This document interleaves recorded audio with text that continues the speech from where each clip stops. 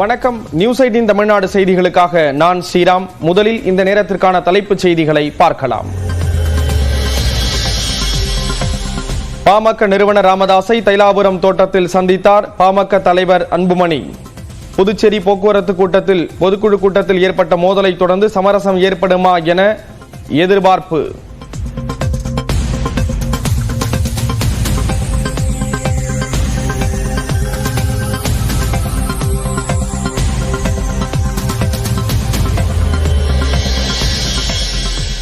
அன்புமணியுடன் பேசிய பிறகு ராமதாஸ் எடுக்கும் முடிவுக்கு கட்டுப்பட முகுந்தன் முடிவு என தகவல்.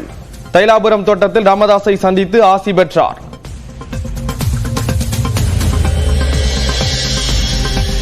நல்லக்கண்ணுவின் நூற்றாண்டு விழாவில் பங்கேற்று கவிதை நூலை வெளியிட்ட முதலமைச்சர் மு க ஸ்டாலின்.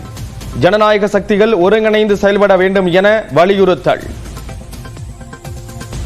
ஜனநாயக சக்திகள் ஒற்றுமையுடன் பணியாற்றுவதுதான் நல்லக்கண் அவர்களுக்கு நாம் வழங்கக்கூடிய நூற்றாண்டு விழா பரிசாக அமைந்திட முடியும். நூற்றாண்டு கண்டுபிடித்த தோழர் நல்லக்கண் அவர்கள் இன்னும் பல்லாண்டு காலம் வாழ்க வாழ்க. அண்ணா பல்கலைக்கழக மாணவி விவகாரத்தில் போதிய விசாரணை நடத்தப்படாதது மத்திய அமைச்சர் எல் முருகன் சந்தேகம். சிபிஐ விசாரணை நடத்த வேண்டும் என வலியுறுத்தல். வழக்குகள் மாதிரி இல்லாம இந்த வழக்கை ஒரு சிறப்பு கவனம் கொடுத்து இந்த வழக்கை விசாரிக்க வேண்டும். இல்லைன்னா தமிழக அரசாங்கம் முடியலன்னா இந்த வழக்கை சிபிஐ இடத்துல ஒப்படைத்து சிபிஐ இந்த வழக்கை விசாரிக்க வேண்டும். செய்யாறு சிப்காட்டில் தொழிற்சாலையை அமைக்கிறது ஜெர்மனியின் ஸ்விங் ஸ்டெட்டர் நிறுவனம். 600 கோடி ரூபாயில் உலகளாவிய ஹைட்ராலிக் எந்திர உற்பத்தி ஆலையை அமைக்க ஏற்பாடு.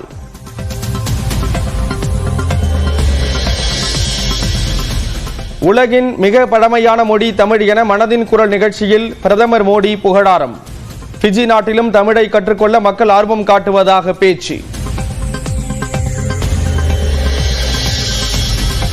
சேலம் மாவட்டம் மேட்டூர் அருகே வடமாநில சுற்றுலா பயணிகளுடன் மோதலில் ஈடுபட்ட விவகாரம்.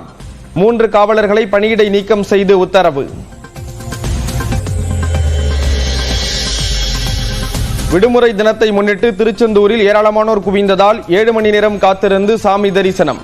திருவண்ணாமலையிலும் கூட்டம் அலைமோதுவதால் அண்ணாமலையாரை தரிசிக்க 3 மணி நேரம் வரை காத்திருக்கும் பக்தர்கள்.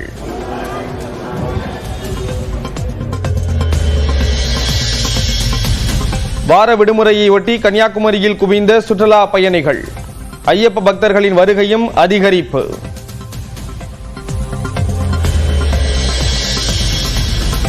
PSLV C-60 ராக்கெட்டை நாளை இரவு விண்ணில் செலுத்துவதற்கான 48 மணி நேர கவுண்டவுன் தொடக்கம். தலா 220 கிலோ எடை கொண்ட 2 சிறிய விண்கலன்களை விண்வெளியில் இணையச் செய்ய முயற்சி.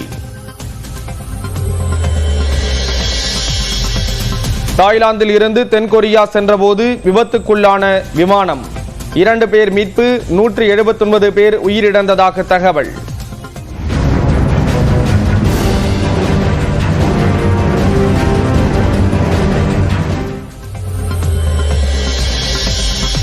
தரையிறங்கும் போது ஓடுபாதையை கடந்து சென்று சுவற்றில் மோதி தீப்பிடித்த விமானம். பதைபதைக்க வைக்கும் வீடியோ காட்சி வெளியானது.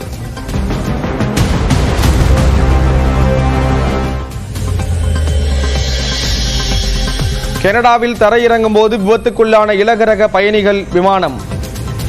இறகு பகுதியில் தீப்பிடித்த நிலையில் உயிர் தப்பிய பயணிகள்.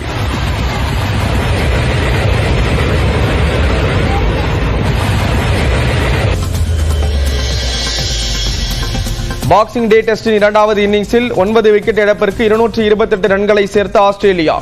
333 ரன்களை ஆஸ்திரேலியா முன்னிலை பெற்ற நிலையில் நாளை கடைசி நாள் ஆட்டம்.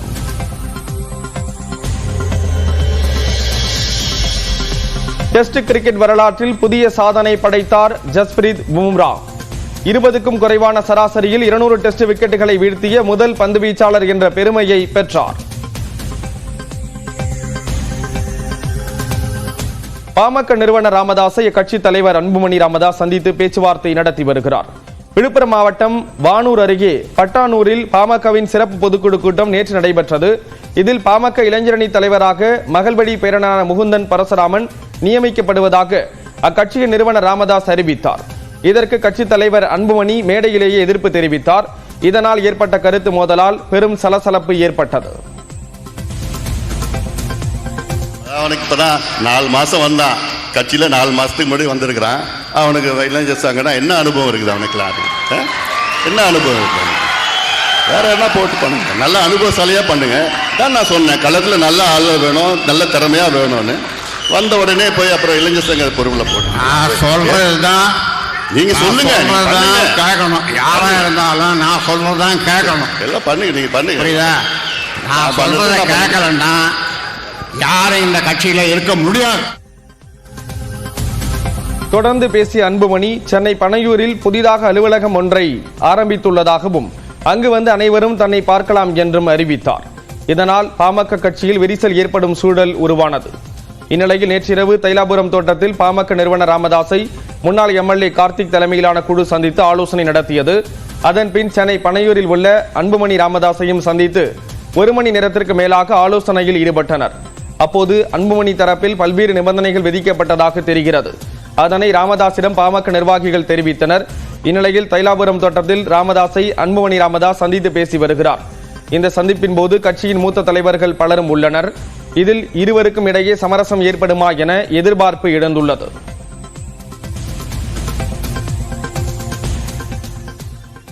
சாதிவாதம் பெரும்பான்மை வாதத்திற்கு எதிராக ஜனநாயக சக்திகள் ஒன்றிணைந்து போராட வேண்டும் என்று முதலமைச்சர் மு க ஸ்டாலின் வலியுறுத்தியிருக்கிறார். இந்திய கம்யூனிஸ்ட் கட்சியின் மூத்த தலைவர் நல்லக்கண்ணுவின் 100ஆண்டு விழா சென்னை கலைவாணர் அரங்கில் நடைபெற்றது. இந்த விழாவில் நல்லக்கண்ணுவின் வாழ்த்து பாடல் மற்றும் 100 கவிஞர்கள் 100 கவிதைகள் என்ற நூலையும் முதலமைச்சர் மு க ஸ்டாலின் வெளியிட்டார். நல்லக்கண்ணுவின் 100ஆண்டு விழாவில் டி ராஜா, வைகோ, முத்தரசன், பழ நெடுமாறன், மயில்சாமி அண்ணாதுரை, கவிஞர் வைரமுத்து உள்ளிட்டோர் கலந்து கொண்டனர்.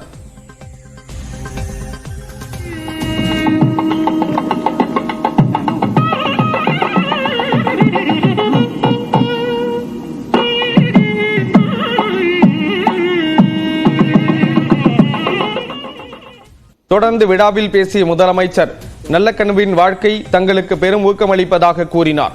இயக்கம் வேறு தான் வேறு என்று நினைக்காமல் இயக்கத்திற்காக வாழ்ந்து கொண்டிருப்பவர் நல்லக்கண்ணு என்றும் எந்த அச்சுறுத்தலுக்கும் அவர் அஞ்சாமல் நெஞ்சுரத்துடன் உழைத்ததாக பாராட்டு தெரிவித்தார். மேலும் திமுகவிற்கும் கம்யூனிஸ்ட் கட்சிக்கும் இடையேயான நட்பு கொள்கை நட்பு என்றும் முதலமைச்சர் தெரிவித்தார். திராவிட இயக்கம் உருவாகாமல் போயிருந்தால் நானே கம்யூனிஸ்ட் கட்சியில் இருந்திருப்பேன் என்று சொன்னவர் தலைவர் கலைஞர் அவர்கள். இவ்வளவையும் சொல்ற என்னோட பேரு ஸ்டாலின் தான். 2 இயக்கங்களுக்கு நட்பு என்பது கொள்கை நட்பு, தேர்தல் அரசியலை தாண்டிய நட்பு. சாதியவாதம், வகுப்புவாதம், பெரும்பான்மைவாதம், எதேச்சதிகாரம், மேலாதிக்கம் ஆகிய அனைத்துக்கும் எதிராக ஜனநாயக சக்திகள் ஒற்றுமையுடன் பணியாற்றுவதுதான் தோழர் நல்லக்கண் அவர்களுக்கு நாம் வழங்கக்கூடிய 100ஆண்டு விழா பரிசாக அமைந்திட முடியும்.